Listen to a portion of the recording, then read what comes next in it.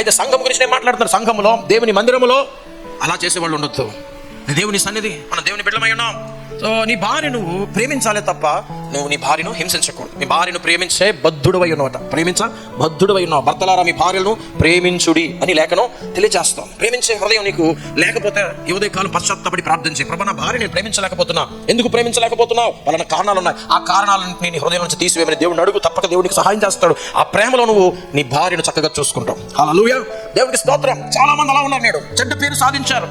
ఆ భర్త చెడ్డవాడు, ఎప్పుడు ఆ భార్య ఏడుస్తూ ఉంటుంది. పక్కింటి వాళ్ళకి వినపడుతుంది, ఎదురింటి వాళ్ళకి వినపడుతుంది, ఆ చుట్టుపక్కల ఇళ్లలో వినపడతా ఉంటుంది. కొంతమంది భర్తలు అయితే తమ భార్యల మీద దురహంకారం ఉంటుంది. వాళ్ళకి దురహంకారం, బలాత్కారం చేస్తారు.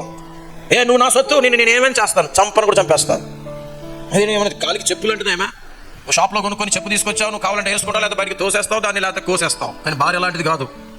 భార్య అలాగనుకుంటారు కొంతమంది. ఒక్కసారి పెళ్ళయి ఒక్కసారి నేను నా ఇంటికి తెచ్చుకుంటేది నా సొత్తు, నీ సొత్తు అని మంచి భావనతో నువ్వు ఆలోచిస్తే బాగానే ఉంటుంది. కానీ నా సొత్తు నేను ఏం చేయొచ్చు? ఏమైనా చేసే అధికారం నాకు ఎవరిచ్చా? నీకు అధికారం ఇవ్వాలా? కొంతమంది వాళ్ళ భార్యను హింసిస్తున్నప్పుడు ఎవరైనా వెళ్ళి అడిగితే ఏంటి అని అంటే, నువ్వేంటి చెప్పడానికి? నాకు ఇవి నా భార్య, నా ఇష్టం. నీ ఇష్టం కాదు, నీ ఇష్టం కాదు. ఇష్టం నీకున్న వస్తువుల మీద, వాటి మీద చూపించుకో, నీ భార్య మీద చూపించదు. భార్య ఒక వస్తువు కాదు, దేవుడు నీకు ఇచ్చిన అమూల్యమైన బహుమానము. దేవునికి స్తోత్రం చెప్దాం. అమూల్యమైన బహుమానాన్ని నువ్వు అమూల్యంగానే చూడాలి. ఆఫ్టర్ ఆల్ నువ్వు కొనుక్కున్న ఐఫోన్కి దీనికి పౌచ్ వేస్తావు, స్క్రీన్ గార్డ్ వేస్తావు, దీనికి ఇన్సూరెన్స్ కడతావు, దీని కింద పడనీయవు, దీన్ని ఎప్పుడు గుండెల్లో పెట్టుకుంటావు, జాగ్రత్తగా చూసుకుంటావు, దీనికి ఏమి కానివ్వవు.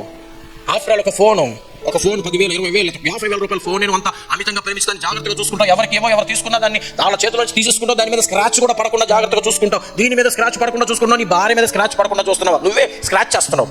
కొంతమంది ఉన్న అలాంటి భర్తలు ఎవరైనా ఉంటే ఉదయకాలం ఈ మాటల ద్వారా దయచేసి దేవుడు మీతో మాట్లాడుతున్నాడని ఆలోచించండి. నువ్వే స్క్రాచ్ చేస్తున్నావు. ఆ సహోదరిని, వారి శరీరాన్ని కనుక వారి తల్లి గారు సహోదరి కనుక చూస్తే ఎన్నో గాయాలు ఉంటాయి, వీపులో నిండా గాయాలు.